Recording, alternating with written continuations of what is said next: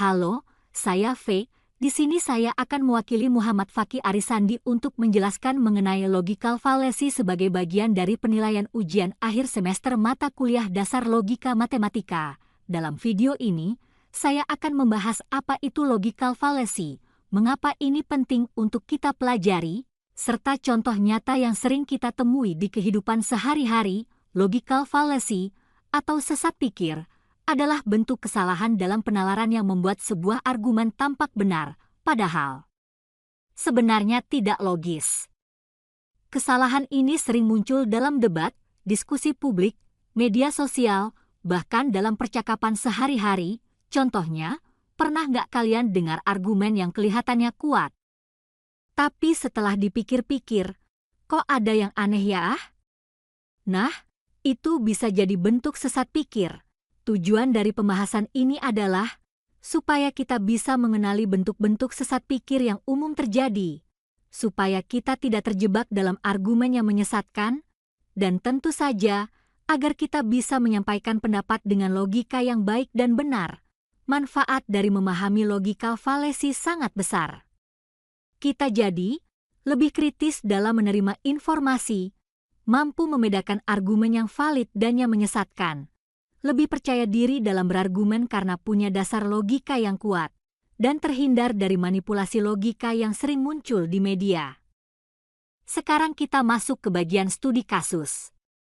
Saya akan jelaskan 3 jenis logical fallacy yang paling sering terjadi. Yang pertama, ad hominem.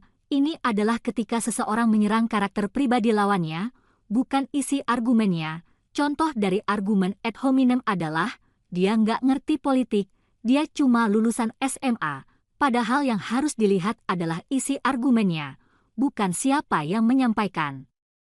Lalu yang kedua, strawman. Ini adalah saat kita memutarbalikkan argumen lawan agar mudah diserang. Contoh dari argumen strawman adalah, kamu menolak rencana pemerintah ini? Jadi kamu nggak peduli masa depan bangsa, padahal yang ditolak mungkin cuma sebagian isi rencananya, bukan seluruhnya.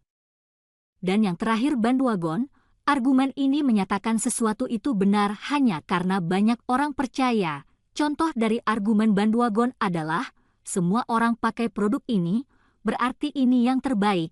Padahal, kebenaran tidak selalu ditentukan oleh jumlah orang yang percaya. Dari contoh-contoh tersebut, kita bisa mengambil pelajaran penting. Logical fallacy bisa mengganggu diskusi sehat dan membuat argumen tampak kuat padahal lemah. Dengan mengenali sesat pikir, kita bisa lebih bijak dan objektif saat menyampaikan maupun menerima pendapat orang lain, dan tentu saja, kita jadi pribadi yang lebih cermat dalam menilai informasi, terutama di era digital seperti sekarang. Dalam dunia akademik, logika adalah dasar dari semua proses berpikir ilmiah, baik di bidang filsafat, komunikasi, hukum, pendidikan, maupun sains. Kemampuan menghindari logika fallacy adalah skill penting. Logika yang kuat membentuk cara berpikir yang jernih, kritis, dan rasional. Maka dari itu, belajar logika fallacy bukan hanya penting untuk tugas kuliah, tapi juga untuk kehidupan sehari-hari.